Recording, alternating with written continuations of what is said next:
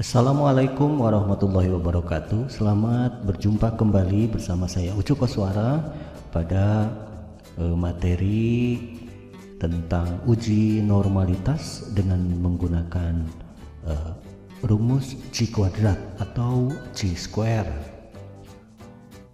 Kali ini materi yang akan kita paparkan di sini bagian dari statistik penelitian yang mana uji normalitas ini adalah salah satu uji yang sangat penting dilakukan untuk melihat kenormalan dari data yang kita ambil, apakah data yang kita ambil atau sampel yang kita ambil itu berdistribusi normal atau tidak. Ini merupakan salah satu uji prasyarat analisis dari statistika parametris, di mana dengan uji ini kita bisa nanti menyimpulkan apakah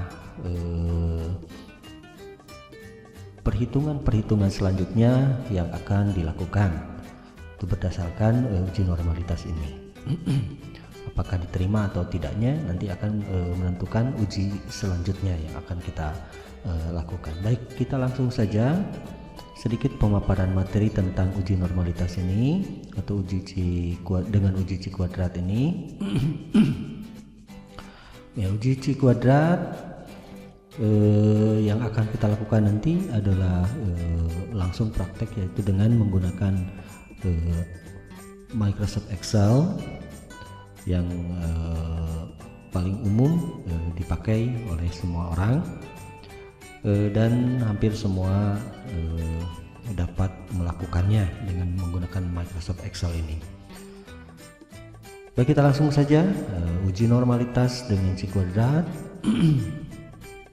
atau C square, atau kita tuliskan dengan C kuadrat untuk uji goodness of fit distribusi normal, itu menggunakan pendekatan penjumlahan penyimpangan data observasi dari tiap kelas. Jadi prasyarat di sini yang harus kita lakukan bahwa data itu harus berdistribusi, data harus tersusun berkelompok atau data kelompok, ya. Kemudian data yang kita ambil itu lebih cocok apabila angkanya lebih dari 30, ya. Oke, untuk hipotesisnya sebagai berikut. Hipotesis nolnya, sampel berasal dari populasi yang berdistribusi normal, dan hipotesis alternatifnya adalah sampel yang berasal dari populasi yang tidak berdistribusi normal. Kemudian kriteria uji yang digunakannya C kuadrat hitung. Jadi ada dua yang kita cari nanti, C kuadrat hitung dan C kuadrat tabel. Jika C kuadrat hitungnya kurang dari atau sama dengan C kuadrat tabel, maka hipotesis nolnya yang diterima, ya. Jadi kesimpulannya adalah hipotesis nol. Sebaliknya, apabila C kuadrat hitung lebih dari C kuadrat tabel, maka H nolnya yang ditolak. Artinya hipotesis alternatifnya yang diterima. Langkah-langkah bagaimana? Yang pertama, kita harus menghitung dulu rata-rata dan standar deviasi data kelompoknya, ya. Jadi kita asumsikan nanti datanya itu sudah dikelompokkan, kita tidak perlu mencari data kelompoknya, ya. Kemudian yang kedua, kita nanti akan menyusun data tersebut ke dalam tabel, ya, tabel penolong untuk menghitung C kuadrat. Tabel-tabel ini mungkin berbeda, ya. Silahkan bisa dimodifikasi sesuai dengan kebutuhan. Yang jelas memuat rumus-rumus yang ingin kita cari. Jadi tabel penolong ini mungkin saja tidak sama dengan tabel yang ini, bisa dimodifikasi, bisa diperluas juga. Yang jelas nanti hasil akhirnya kita ingin mencari C kuadrat hitungnya di sini, ya. Kemudian penjelasannya barangkali untuk kolom Z ini adalah skor baku yang kita cari dengan rumus XI dikurangi X bar dibagi S. X bar di sini adalah rata-rata data kelompok dan standar deviasi data kelompoknya. Untuk XI adalah nilai tengah ya dari data yang telah dikelompokkan itu.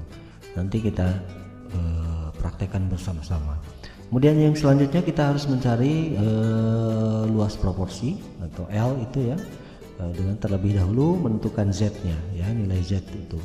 Jadi nilai Z nanti yang kita cari angka bakunya dari tabel atau juga bisa menggunakan rumus dari Excel. Selanjutnya setelah kita mendapatkan nilai proporsi, yaitu menghitung frekuensi ekspektasi ya. Frekuensi ekspektasi yaitu dengan rumus luas proporsi yang tadi telah kita dapatkan dikali dengan banyaknya data ya. Selanjutnya kita menghitung C kuadrat hitungnya ya dengan rumus sigma dari F0 dikurangi FE dikuadratkan lalu dibagi dengan FE. Nanti jumlah ini kita bisa dapatkan di jumlah ini ya setelah dijumlahkan. Selanjutnya menentukan derajat kebebasan atau degree of freedom dengan rumus K dikurangi 3. K di sini adalah banyaknya kelas yang ada di interval yang kita buat data kelompok tersebut, kemudian dikurangi 3 ya.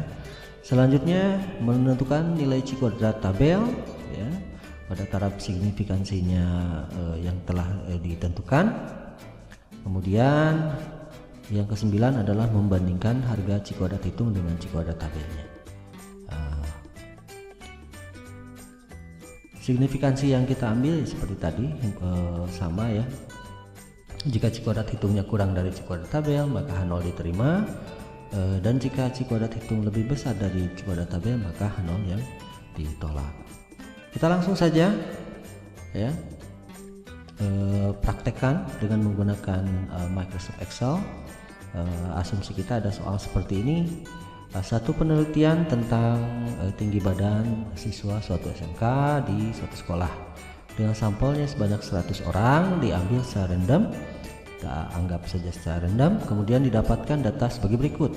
Nah, datanya sudah terkelompok seperti ini ya, dimana dari data ini kita sudah memiliki 7 kelas ya. Kelas pertama intervalnya 140 sampai 144 cm. Real limit ini adalah tepi bawah dan tepi atasnya. Kemudian frekuensinya adalah banyaknya siswa yang memiliki tinggi badan 140 sampai 144. Ya, kira-kira seperti ini datanya kelas kedua, kemudian kelas ketiga, keempat, kelima, keenam dan ketujuh dengan jumlah 100 orang. Oke, kita langsung saja masuk ke Excelnya. Soalnya sudah saya kopikan ke sini ya. Kemudian kita buat signifikansi yang diambilnya adalah 5% ya. Saya perbesar sedikit. Oke. Saya kira cukup sebesar ini. Oke. Yang pertama yang harus kita lakukan dari data yang setelah dikelompokkan ini adalah mencari rata-rata dan standar deviasi data kelompoknya. Tabel penolong yang saya buat kira-kira seperti ini, mungkin Anda berbeda, silahkan saja. Untuk rata-rata data kelompok kita sudah menggunakan rumus sigma FI dikali XI dibagi sigma FI, sehingga yang kita perlukan di sini adalah XI, FE XI, kemudian XI dikurangi X bar. Nah, untuk standar deviasinya kita gunakan rumus akar sigma FI dikali XI dikurangi X bar dikuadratkan dibagi N. Oke, di sini masih 0. Kita untuk kolom yang pertama kita coba, dimana untuk kelas pertama ini dari 140 sampai 144. X ini adalah nilai tengah ya, nilai tengah. Nah, untuk nilai tengah ini kita bisa dapatkan dengan menggunakan rumus sama dengan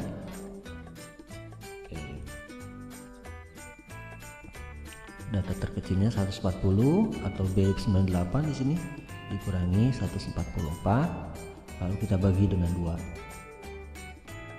Oke.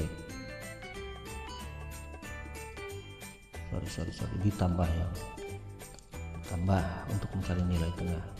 Nah, ternyata nilai tengah untuk kelas pertama ini adalah 142, dan nilai tengah untuk kelas kedua kita bisa drag and drop ke bawah. Nah, sehingga kita dapatkan semua kelas untuk nilai tengahnya. Kelas kedua 147, ketiga 152, 157, 162, 167 dan 172. Selanjutnya kita akan mengisi kolom yang kedua, yaitu perkalian antara FI dikali XI.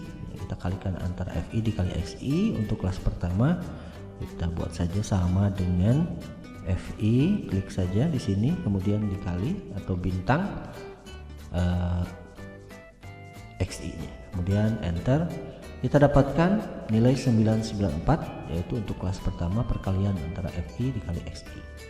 Lalu kita drag and drop ke bawah dan kita dapatkan semua perkalian FI XI untuk semua kelas, dan yang kita butuhkan adalah jumlahnya. Jumlah FI dikali XI ini adalah 15780 atau 15.780. Nah, jumlah FI XI ini dibutuhkan karena rumus rata-rata adalah sigma FI XI. Sehingga kita dapatkan sigma FI XI nya itu 15780 lalu dibagi dengan sigma FI 100, sehingga kita dapatkan ini ya. Jadi 15780 dibagi 100, sehingga kita dapatkan 157,80. Jadi rata-rata untuk data kelompok rata-rata data kelompoknya adalah 157,80. Sekarang kita akan mencari standar deviasi ya. Kita butuhkan kolom-kolom ini untuk standar deviasi. Yang kolom selanjutnya XI dikurangi X bar ya. X barnya sendiri ada rata-rata data kelompok yang sudah kita dapatkan ini. Sehingga untuk XI nya untuk kelas pertama 142 kita buat saja sama dengan 142 lalu dikurangi dengan rata-rata data kelompoknya ini. Nah, karena pengurangnya tunggal, maka kita buat string di sini dolar, setelahnya juga dolar ya, kemudian di enter. Maka XI dikurangi X bar itu adalah negatif 15,80 atau 15,80 ya. Selanjutnya kita drag and drop saja ke bawah, sehingga kita dapatkan data-data ini. Oke, selanjutnya kita mencari XI dikurangi X bar kuadrat sesuai dengan rumus XI dikurang X bar dikuadratkan, maka kita kuadratkan saja XI dikurang X bar ini, kemudian dipangkatkan ya 2, kemudian kita enter, maka kita dapatkan 249,6400. lalu kita drag and drop saja ke bawah. Nah, kita dapatkan semuanya. Kalau terlalu panjang datanya kita tulis seperti ini saja. Selanjutnya untuk FI dikali XI dikurang X bar dikuadratkan, berarti kita tinggal mengalihkan FI ini dengan ini ya, XI dikurang X bar dikuadratkan, sama dengan FI nya 7 untuk kelas pertama dikali dengan XI kurang X bar dikuadratkan, lalu kita enter. Nah, kita dapatkan kelas pertama, drag and drop saja ke bawah dan kita dapatkan semua kelasnya. Sehingga yang kita butuhkan ini yang warna kuning, ini jumlahnya adalah atau sigma FI dikali XI dikurang X bar kuadrat itu adalah 6.486. Ya, kita cek apakah ada ininya. Oke, 0,00 berarti pas 6486. Nah, sehingga setelah kita dapatkan sigma FI dikali XI dikurang X bar kuadrat adalah 6486, kemudian kita bagi dengan N ya, kemudian diakarkan. Atau kita bisa membuat rumus di sini adalah square root dari J105 yang ini, kita lihat saja J105 6480 kemudian dibagi oleh N ya, N ini adalah 100, lalu kita enter saja, maka kita dapatkan 8,05. Oke, untuk rata-rata dan standar deviasi sudah kita dapatkan. Selanjutnya yang kedua, kita mencari C kuadrat, hitung ya nilai ini, sigma dari F0 kurang Fe dikuadratkan dibagi Fe. Nah, tetapi untuk mendapatkan itu kita buat tabel penolong seperti ini ya. Mungkin saja untuk Anda berbeda ya, silahkan saja. Yang penting tujuan kita adalah mencari Fe, sigma Fe dikurang F0 dikurang Fe dikuadratkan dibagi Fe ya. Nilai ini yang akan nanti kita cari. Oke, ini sudah terisi, saya hapus saja dulu ya. Data awalnya adalah seperti ini ya, data kelompoknya. Kemudian kita membutuhkan batas kelas, di mana ada dua, batas bawah dan batas atas. Kita buat saja untuk batas bawah, rumusnya sama dengan 140 ini dikurangi setengah ya, atau 0,5. Dan untuk batas atas berarti sama dengan 144 ditambah dengan 0,5. Oke, nah sehingga batas bawah kelas pertama 139,5 dan batas atasnya adalah 144,5. Lalu kita drag and drop saja untuk data ini. Selanjutnya untuk angka baku ini ya, angka baku nilai Z untuk batas bawah, kita lihat tadi sudah kita paparkan di sini bahwa nilai Z itu rumusnya adalah XI dikurangi X bar dibagi S ya. Untuk X barnya sendiri adalah rata-rata data kelompok, dan S nya adalah standar deviasi untuk data kelompok. Jadi kita lihat di sini kita sudah mendapatkan rata-rata data kelompoknya. Maka untuk Z1 nya ya, Z1 nya berarti kita ambil dari sini ya, XI nya dari batas bawah, kemudian kalau atas ke atas lagi.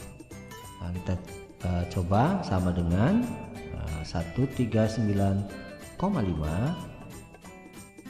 ya, kita kurangi dengan rata-rata, kita buat kurung, lalu kita bagi dengan standar deviasinya. Oke. Nah, karena rata-rata standar deviasi itu pengalinya 1, di situ kita gunakan string lagi di sini untuk rata-rata, dan juga kita gunakan string dolar lagi untuk standar deviasinya. Lalu kita enter saja, maka kita dapatkan negatif 2,27. Oke, kita untuk satunya lagi sama, saya kira kopikan saja di sini, copy dan pastekan saja di sini. Nah, ini sudah, saya kira sudah betul ya. Untuk batas atasnya dan rumusnya juga sama di sini. Kita enterkan saja, kita dapat negatif 1,65. Lalu kita drag and drop saja ke bawah ya. Oke, maka kita dapatkan data-data ini untuk semua kelas. Lalu selanjutnya untuk Z tabel. Untuk Z tabel kita bisa mencari nilai Z tabel untuk kelas batas bawahnya. Berarti patokannya kepada ini, dan atas patokannya kepada ini. Kita bisa menggunakan tabel Z ya, 2,27. Tabel Z kita ada di sini ya. Tapi karena kita menggunakan Excel, maka kita coba saja menggunakan rumus ini untuk mencari nilai Z hitung ya. Z tabel maksudnya ya, kita menggunakan absolute norm dis dari Z1.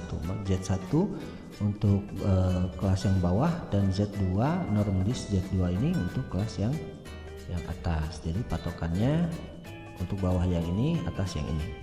Nah, kita cari yang bawah dulu. Berarti sama dengan kita gunakan absolute supaya nilainya selalu positif, ABS, kemudian dalam kurung, kemudian norms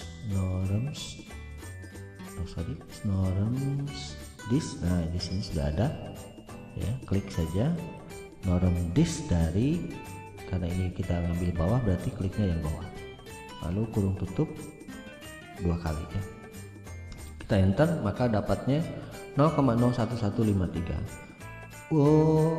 Untuk Z tabel, jika kita mengambil dari tabel mungkin saja berbeda ya, tapi nanti di akhir tidak akan terlalu jauh perbedaannya. Nah, untuk yang atas kita kopikan saja, paste di sini, maka kita dapatkan Z tabel untuk bawah ini, dan Z, katakan ini Z1, Z2 nya ya, Z1 nya 0,01153 dan Z2 nya adalah 0,04932. Nah, setelah itu kita drag and drop lagi, maka kita dapatkan untuk semua kelas ya. Kemudian untuk luas proporsinya kita bisa kurangkan saja antara bawah dan atas dengan absolutnya ya. Kita buat sama dengan absolut supaya nilainya selalu positif, dari Z1 dikurangi Z2 ya, lalu kurung tutup. Oke, kita dapatkan luas proporsinya adalah ini ya. Kita menggunakan rumus absolut dari ini karena luas itu tidak ada yang negatif, sehingga kita gunakan absolut ini. Kemudian frekuensi FE atau frekuensi ekspektasi ini kita cari, yaitu dengan rumus L dikali N ya, maksudnya luas proporsi dikali N itu. Jadi luas proporsinya sudah kita dapat dan N nya adalah 100. Nah, sehingga kita bisa buatkan sama dengan L dikali N. Oke, nah, karena pengali N nya adalah 1, kita buat apostrof atau string dolar lagi. Kita buat enter, dapatkan kelas pertama 3,779, lalu kita drag and drop saja. Nah, selanjutnya langkah terakhir di sini adalah kita mencari F0 dikurang FE dikuadratkan dibagi FE. Nah, kita buat FE nya sudah ada ini, dan F0 nya sendiri adalah 7, lalu dikuadratkan. Kita buat saja sama dengan 7, berarti untuk kelas pertama dikurangi FE nya adalah ini, lalu dikuadratkan pangkat 2 ya. Oke, dibagi. Oke, kalau mau dibagi berarti kita buat kurung lagi 2. Kita buat kurung 2, lalu dibagi dengan FE lagi, dibagi ini lagi. Oke, lalu kita enter, maka didapat kelas pertama 2,746 ya. Lalu kita drag and drop saja ke bawah, dan jumlahnya adalah 4,610. Nah, 4,610 ini adalah sigma dari F0 kurang FE kuadrat dibagi FE ya, atau C kuadrat hitung ya. Ini adalah C kuadrat hitung. Selanjutnya sudah kita dapatkan C kuadrat hitungnya ya, 4,61, maka kita harus mencari pembandingnya, yaitu C kuadrat tabel. Untuk mencari C kuadrat tabel, kita harus cari dulu derajat kebebasannya atau degree of freedomnya, di mana rumusnya adalah K dikurangi 3. K-nya di sini adalah jumlah kelasnya, di sini ada 7 ya, berarti 7 dikurangi 3 sama dengan 4. Jadi degree of freedomnya atau derajat kebebasannya adalah 4. Kemudian untuk selanjutnya kita mencari C kuadrat daftar atau C kuadrat tabel ya, dengan rumus C kuadrat tabel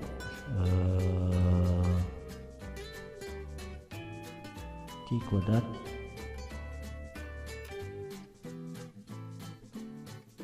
oke, di sini tidak tertulis C kuadrat tabel. C kuadrat tabel pada informasi. Oke, C kuadrat tabelnya kita langsung saja begini. Alfa dikali db ya, C kuadrat tabel dari alfa dikali db. Karena alfa nya kita dapatkan adalah 5%, maka kita bisa tulis C kuadrat dari 0,05 kali 4 ya, 0,05 kali 4. C kuadrat tabel di sini ada tabel C, kita cari di sini 0,05 dan degree of freedomnya 4, berarti kita dapatkan nilai ini ya, 9,487. Kita kopikan saja. Sorry, di mana? Di sini. Oke. Oh, tidak bisa copy berarti ya. Bentar.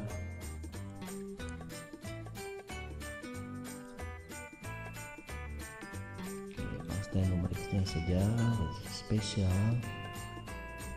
Oke, nah jadi 9,49 atau 9,4877 sekian. Ini kita cari ini adalah C kuadrat tabel. Misalkan tidak menggunakan tabel karena kita di sini menggunakan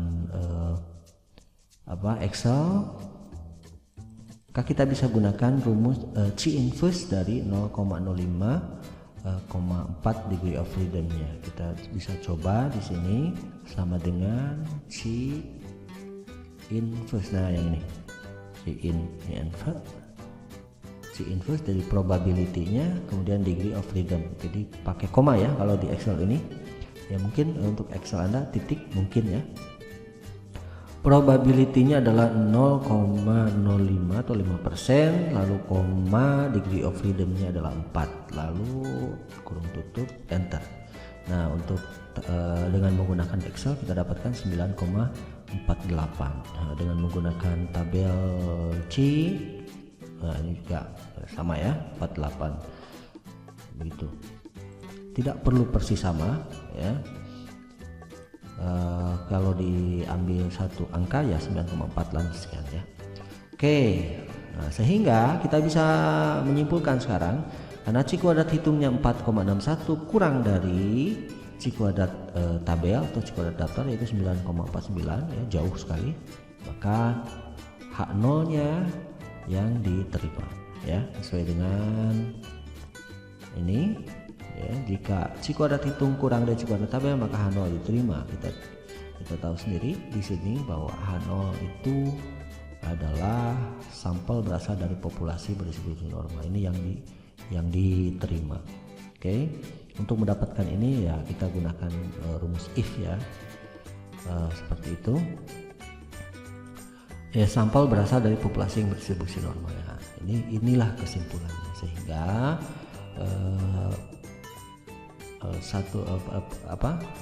data yang kita ambil secara random ini yang 100 orang ini ternyata adalah berdistribusi normal. Baik, saya kira itu saja sedikit mungkin pemaparan tentang uji normalitas yang menggunakan C kuadrat. Mudah-mudahan bermanfaat. Dan kalau ingin latihan silahkan dibuat data untuk latihan di sini ya. Saya kira silahkan dicoba-coba ya apakah data ini berdistribusi normal atau tidak. Baik, sekian dulu dari saya. Mohon maaf mungkin ada kesalahan-kesalahan dalam penulisan atau perkataan. Semoga bermanfaat, tetaplah belajar dan tetaplah juga berbagi bersama orang lain. Terima kasih. Wassalamualaikum warahmatullahi wabarakatuh.